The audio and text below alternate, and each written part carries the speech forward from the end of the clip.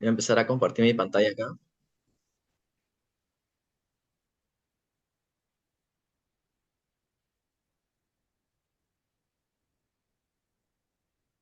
Confirma si se puede ver. Sí se puede ver, profesor. ¿Es visible? Perfecto. Bien. La pregunta 45 acá de la parte de la biología que vamos a ver, dice, el colágeno y la queratina son ejemplos de proteínas con una morfología alargada. Son resistentes e insolubles en agua y debido a su forma, estas clasifican como proteínas de qué tipo. Como sabemos nosotros, el colágeno y la queratina son proteínas de estructura de qué tipo. Las proteínas como tal suelen tener distintas estructuras que pueden ser primarias, secundarias, terciarias o cuaternarias. En este caso de acá, el colágeno y la queratina, vamos a tener la estructura secundaria. Proteínas secundarias. Nosotros sabemos que las proteínas secundarias tienen dos características muy similares, perdón, que se distinguen, ¿no? Tenemos las alfas hélices y las beta plegadas. Vamos a colocar aquí las alfas y betas.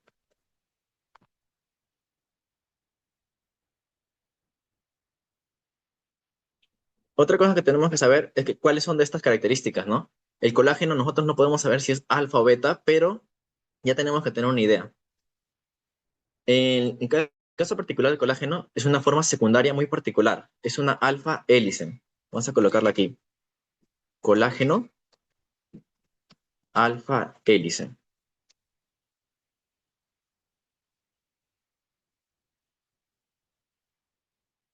Mientras que las beta plegadas, ¿cuál creen que van a ser? Si el colágeno ya es la alfa hélice, por ende, ¿cuál tendría que ser? La queratina, la beta plegada. ¿Y dónde encontramos la queratina? La queratina la encontramos en el cabello, en las uñas, incluso en el marfil de los animales. Y como ya sabemos, es hidrosoluble, o sea, no soluble en agua. El colágeno lo vamos a encontrar en ¿dónde? Cartílagos y en la piel sobre todo. Vamos a colocar aquí.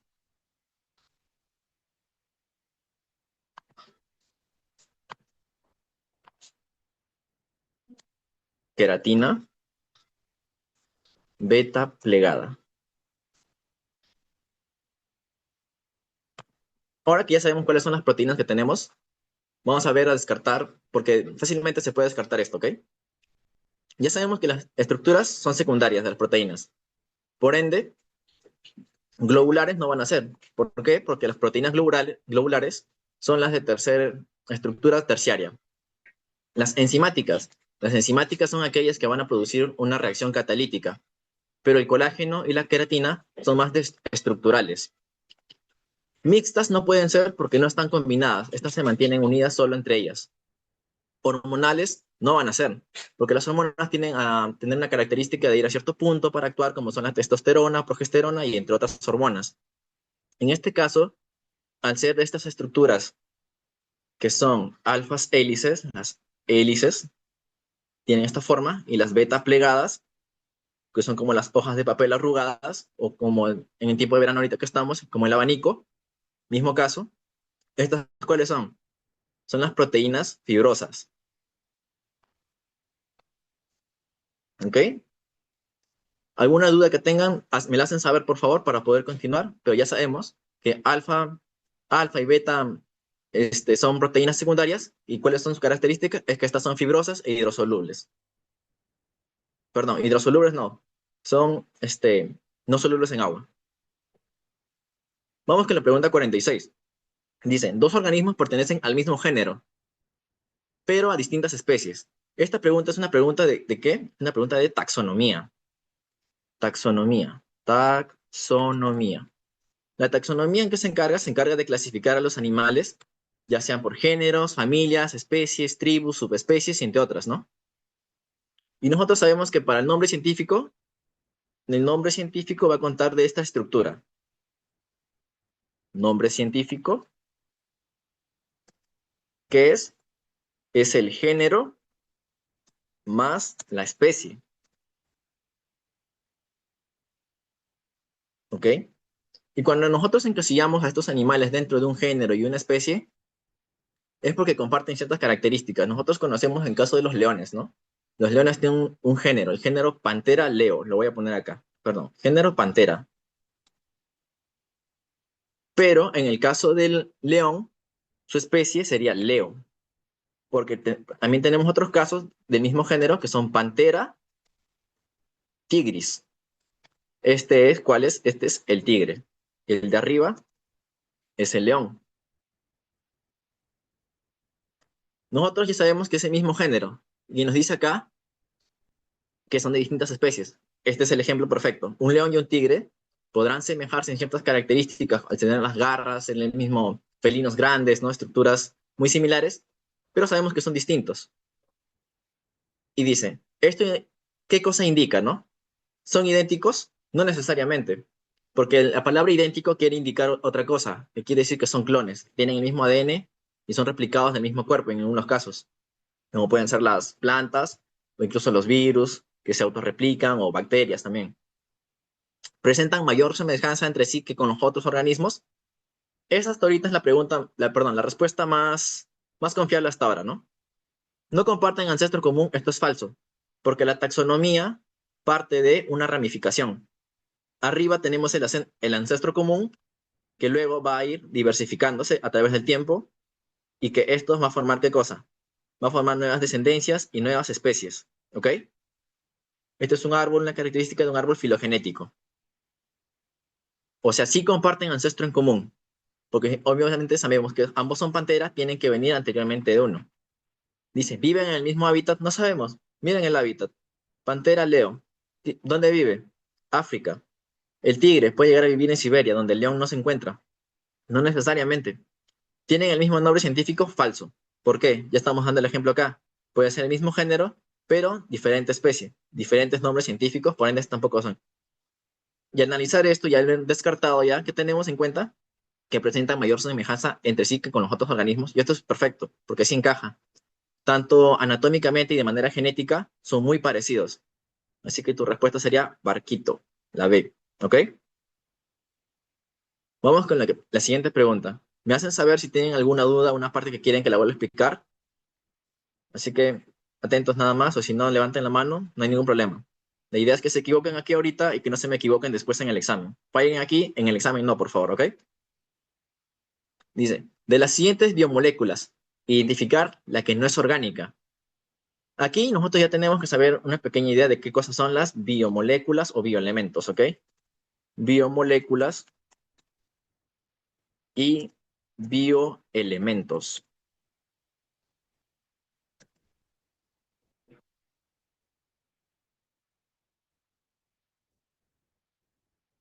Las biomoléculas, ¿cuáles son? Carbohidratos, proteínas, lípidos, ácidos nucleicos y creo que me está faltando una más. A ver, carbohidratos. Mejor lo escribo una vez para que puedan tenerla acá. Carbohidratos, lípidos, proteínas, ácidos nucleicos. Y en cambio los bioelementos van a ser lo que nosotros ya conocemos, clásicos de clásicos, con lo que se va a formar la vida, los elementos clásicos para formar vida. ¿Cuáles son? El clásico CHOM-PS, carbono, hidrógeno, oxígeno, nitrógeno, fósforo y azufre, ¿ok? No son lo mismos, ya que a partir de los bioelementos se van a formar las biomoléculas. Ahora sí que ya sabemos esta diferencia, vamos con las partes de las alternativas que tenemos. Glucosa, nos preguntan la cual no es orgánica, no orgánico. Glucosa obviamente es orgánico porque se produce a través de la fotosíntesis que hacen las plantas y en algunos casos nosotros mismos podemos producir glucosa, ¿ok? Pero ¿qué cosa es la glucosa? La glucosa es un carbohidrato, ¿ok? El dióxido de carbono suena a CO2, las plantas lo consumen, nosotros lo eliminamos al respirar, inhalamos oxígeno, eliminamos CO2. Las plantas consumen CO2 y liberan de manera residual el oxígeno. Podría ser, pero este es un gas. Es un gas anhídrido formado por un no metal, formado por dos no metales, que son el carbono y el oxígeno molecular. Tenemos acá CO2. Por mientras lo dejamos aquí. Dice, aminoácidos. Los aminoácidos, ¿qué son? Son la parte elemental con las cuales se van a formar las proteínas. Las proteínas se forman a partir de estos, y estos también son orgánicos. ¿Por qué? Porque los aminoácidos son pequeñas moléculas que se van a juntar así de manera muy pequeña, pequeña, pequeña, pequeña, pequeña, pequeña. Van a formar pequeñas líneas, y estos, al poder agruparse nuevamente, se van a formar de manera más larga. Estos van a formar las proteínas, son lo básico. Así que también es orgánico.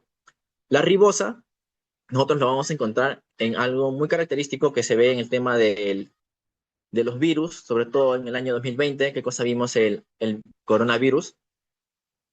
Esto, ¿en dónde se encontraba? En el ARN. El ARN es un ácido nucleico también. Por ende, la ribosa, al estar dentro del ARN o formar parte de, también es un ácido nucleico, ¿ok? Así que también es orgánico.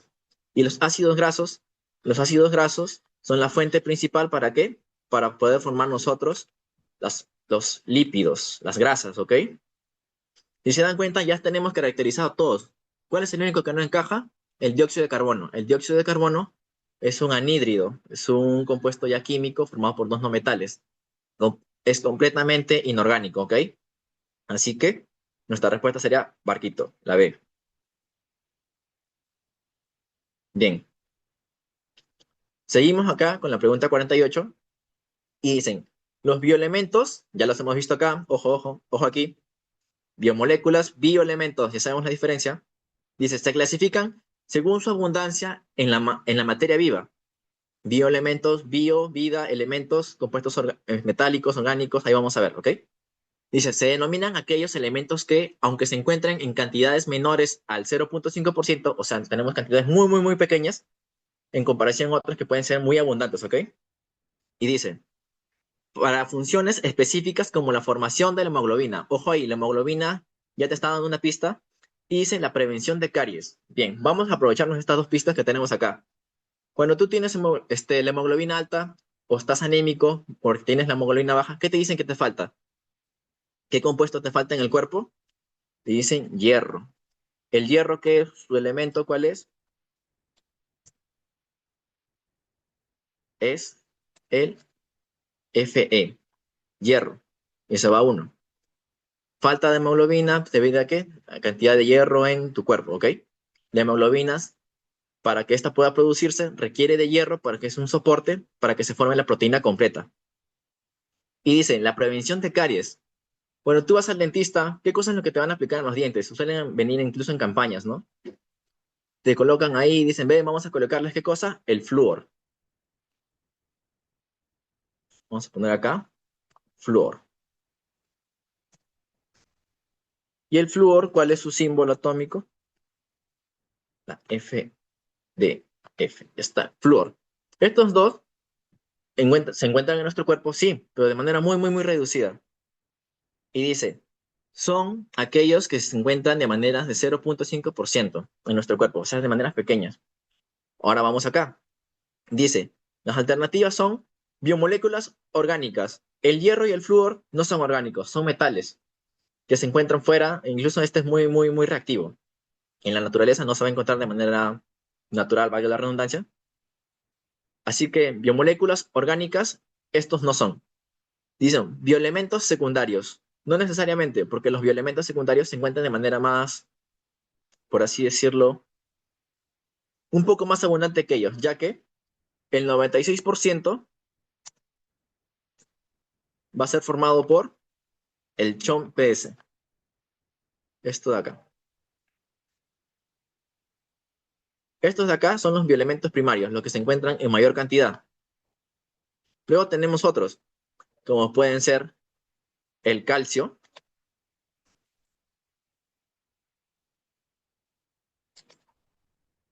para formar nuestros huesos, los dientes. También puede ser el oxígeno, que puede llegar incluso dentro de nuestro cuerpo para formar ciertas otras cantidades que ya están acá. Pero el calcio junto con los otros bioelementos secundarios tienen una composición de menos o aproximado de menos del 4%. Vamos a colocar aquí.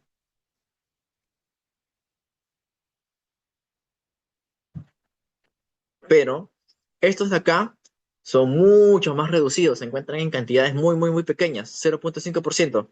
Así que vamos acá. Bioelementos primarios no es carbono, no es hidrógeno, oxígeno, nitrógeno ni fósforo, ni azufre tampoco. Biomoléculas inorgánicas.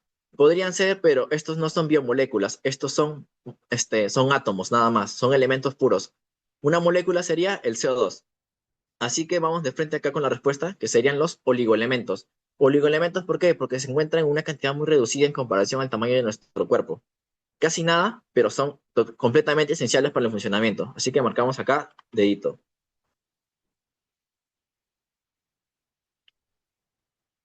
Vamos aquí, con teoría de evolución y descartes de teorías, ¿ok?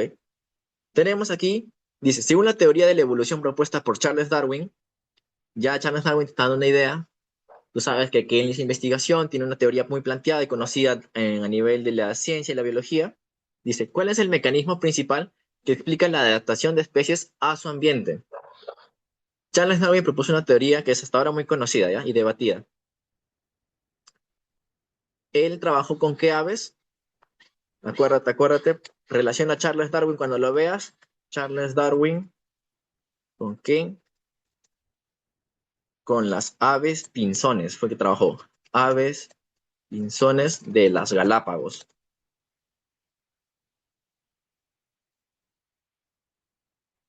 Pinzones de las Galápagos.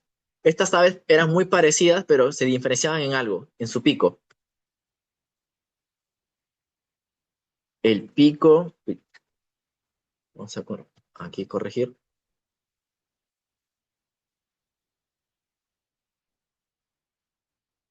El pico de los pinzones era distinto en ciertas zonas.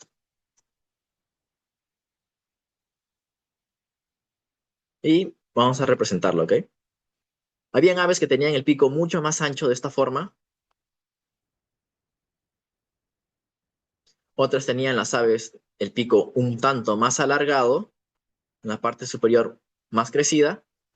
Y otros tenían el pico de una manera más arqueada, ¿ok? Charles Darwin, al ver esto, ¿qué dijo? Estos aves son idénticas todos en su tamaño, lo único en lo que se diferencian es el pico. Así que dijo, tuvo que haber una característica que haya especializado o caracterizado a la evolución de estas aves. Ahora vamos con las alternativas, dice. La mutación dirigida por el ambiente. Pudo haber sido el caso, pero pasa que Charles Darwin no conocía el tema de las mutaciones. Ese tema de mutaciones y herencia genética se realizó a través de, ya muchos años después, con las investigaciones de Mendel, en las clásicas alberjas, todo eso, ¿no? La herencia de los caracteres adquiridos y el uso y desuso no les pertenecen a Charles Darwin, sino le pertenecen a otro científico. Lo voy a colocar acá. Lo vamos a jalar por acá. Este científico fue Lamarck. Así que esta teoría no le pertenece a él. La generación espontánea, no, porque esta es una idea muy antigua de la Edad Media, incluso antes, mucho más antes todavía, pero fue defendida en la Edad Media, pero fue propuesta incluso por los griegos, por Aristóteles, que decía que de manera espontánea iban a aparecer. Esta idea fue desmentida luego por Louis Pasteur con la pasteurización en la leche y formando el queso pasteurizado, que incluso hasta ahorita se consume mucho. Así que la respuesta que vamos a tener acá va a ser la selección natural. ¿Por qué? Porque estas aves, de manera, por así, selectiva, fueron especializándose poco a poco, debido a que unas podían consumir frutas, otras podían consumir gusanos y otras podían consumir incluso hojas. Se fueron especializando y de manera selectiva estas fueron adquiriendo sus características. Esta fue la teoría de la selección natural de Charles Darwin, ¿ok? La A de admisión. Vamos con la última pregunta. Dice, ¿es necesario que haya lípidos alrededor de los órganos vitales, como el corazón, ya que cumplen la función de lípidos? Ya les hemos visto arriba. ¿Qué son los lípidos? Es la grasa que tenemos en la piel, en las mejillas, en las zonas abdominales, la grasa que incluso a veces uno desea bajar y no puede. Todo eso son lípidos, ¿ok? Y dice, es la función D para evitar daños mecánicos. Ya esa es otra pista. Daños mecánicos quiere decir golpes, contusiones, zarandeos, estar frente a características de presión, todo eso, ¿ok? Dice, aislamiento térmico. Si bien la grasa cumple la función de aislamiento térmico, cuando tenemos un cuerpo muy grande, el cuerpo tiende a enfriarse por la parte de afuera.